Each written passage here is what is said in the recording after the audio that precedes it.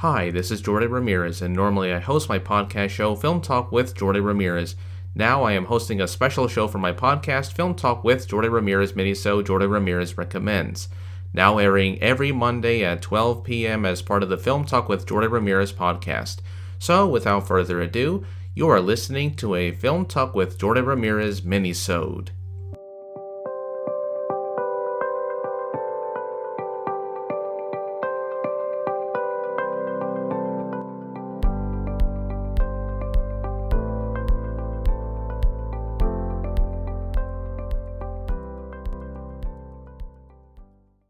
For my 14th episode, my recommended film is the film noir The Hitchhiker, released in 1953, directed by Ida Lupino, starring Edmund O'Brien, Frank Lovejoy, and William Tallman. Roy Collins and Gilbert Bowen, played by Edmund O'Brien and Frank Lovejoy, are driving out to Mexico to hang out and enjoy their travels.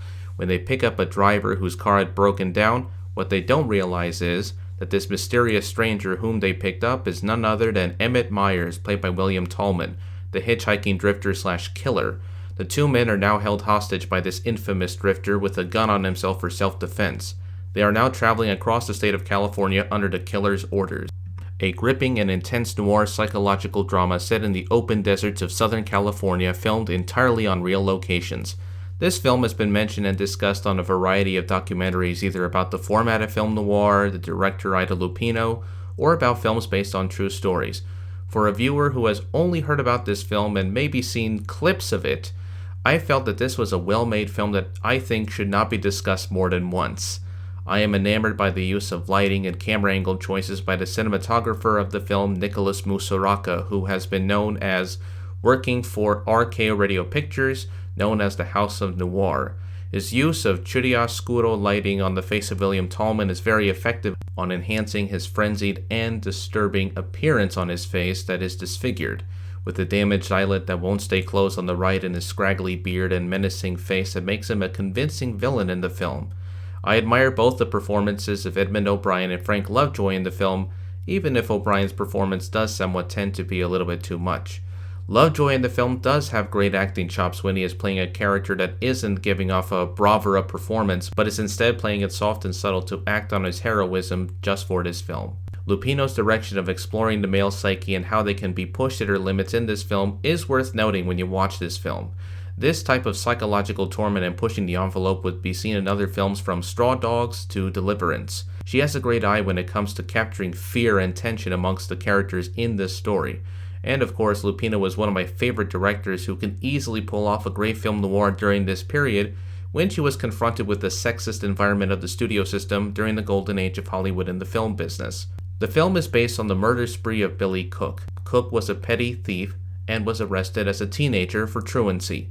Between 1950 to 1951, in his killing spree, he killed at least 6 people. The 6 victims were a family of 5 and a salesman. The 2 victims who were kidnapped and became part of this story for the feature film were James Burke and Forrest Dameron, who were heading out for a fishing trip. The script was written by both Ida Lupino and her husband Collier Young, who was also the producer, as well as Robert L. Joseph, who would later adapt the story by Daniel Mainwaring, who remained uncredited due to the fact that he was blacklisted. During the scriptwriting process, Lupino did meet Billy Cook when he was in prison to interview him so that he could get permission to use his name for the feature film. However, her plan was curtailed by the FBI, who did not want Billy Cook to have his name be profited for the film, so his name was changed, but traces of his life in the story were imbued in this film.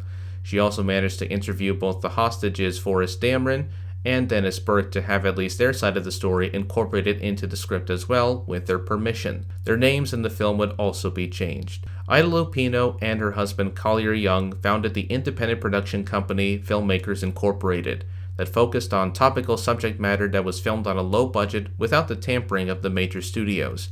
The previous films that she directed include Not Wanted from 1949 about an illegitimate pregnancy, Never Fear about polio, Outrage about the horrors of rape, and The Bigamist about bigamy. Production began on June 24, 1952 and ended in late July. The film's location took place in the Alabama Hills near Lone Pine and Big Pine, California. The film was released in Boston on March 20, 1953, and was not a big hit in its original release. It later went into general release.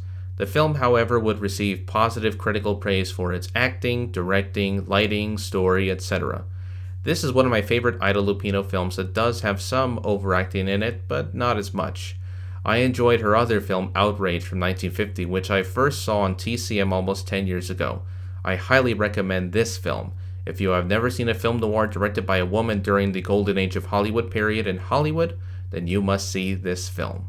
This has been a Film Talk with Jordan Ramirez Minisode. Tune into the Minisodes every Monday at 12 p.m. and Film Talk with Jordan Ramirez every Friday at 4 p.m. on Anchor, Spotify, Google Podcasts, and Radio Public.